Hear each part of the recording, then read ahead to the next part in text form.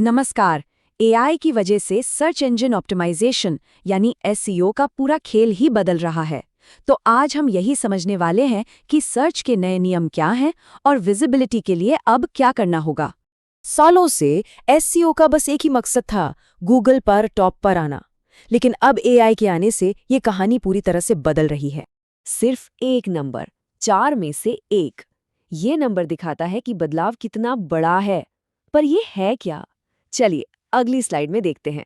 मतलब अमेरिका में हर 4 में से 1 सर्च में अब एआई ओवरव्यू दिख रहा है।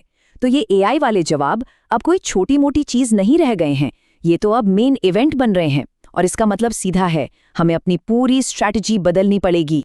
तो चलिए थोड़ा और गहराई में चलते हैं और समझते हैं कि ये सर्च का नया लैंडस्केप असल में है कैसा। तो एक नया टर्म आ गया है मार्केट में, जीओ यानी जेनरेटिव इंजन ऑप्टिमाइजेशन। इसे जानना बहुत जरूरी है। देखिए, अब बात सिर्फ लिंक को रैंक कराने की नहीं है, बल्कि एआई के लिए एक भरोसेमंद सोर्स बनने की है, ताकि जब कोई कुछ पूछे तो एआई हमारे कंटेंट को ही कोट करे। और एक बात ये भी समझना होगा कि सर्च अब सिर्फ गूगल पर नहीं हो रहा। लोग अब चैटजीपीटी, परप्लेक्सिटी, यहाँ तक कि टिकटॉक जैसे प्लेटफॉर्म्स पर भी जानकारी ढूंढ रहे हैं। इसी वजह से हमारे एसईओ के गोल्स भी बदल रहे हैं। पहले फोकस होता था कीवर्ड्स और बैकलिंक्स पर, मतलब एकदम टैक्टिकल चीजों पर। लेकिन अब फोकस होना चाहिए एक स्ट्रैटेजिक ब्रांड अथॉरिटी बनाने पर। तो अगर गोल बदल गए हैं तो इस नए दौर में जीतेंगे कैसे? चलिए देखते हैं कि एआई सिस्टम्स असल में किस तरह के कंटेंट को रिवॉर्ड करते हैं।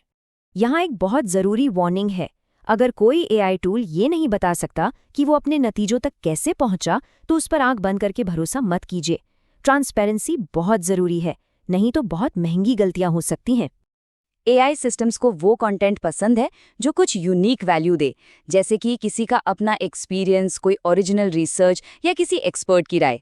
सीधी सी बात है, ऐसा कंटेंट जो इंसानी लगे, जिसे कहीं से कॉपी पेस्ट ना किया जा सके। यही वजह है कि जो थिन कंटेंट होता है, मतलब ऊपर ऊपर की जानकारी वाला कंटेंट, वो पहले शायद रैंक कर भी जाता था, लेकिन अब एआई की नज़र में नहीं आ पाता। क्यों? क्योंकि वो बाकी सब की तरह ही दिखता है। ठीक है, तो नए नियम तो समझ आ गए, लेकिन इन नियमों को लागू करने के लिए सही टूल्स हैं क्या? चलिए अब जरा मॉडर्न एसईओ टूल किट पर नज़र डालते हैं।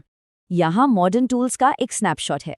इसमें सेमरश जैसे ऑल इन वन प्लेटफॉर्म्स भी हैं और सर्फर एसईओ जैसे खास कंटेंट ऑप्टिमाइजेशन के लिए बने टूल्स भी।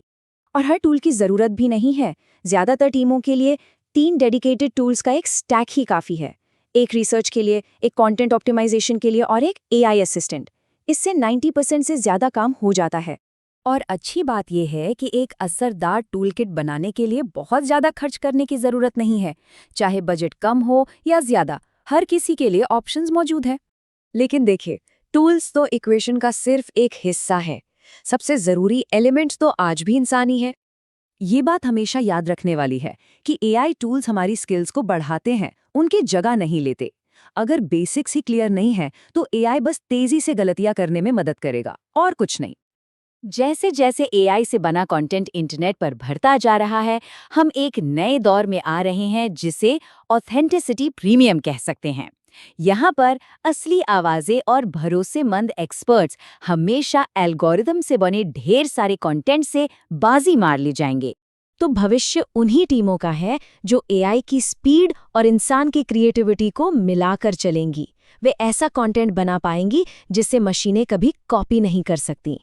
तो आखिर में सवाल बस यही बचता है, सर्च के इस नए दौर में क्या आपका ब्रांड एक भरोसेमंद सोर्स बनेगा या फिर सिर्फ शोर का हिस्सा बनकर रह जाएगा? ये एक ऐसा सवाल है जिस पर हर मार्केटर को सोचना ही होगा।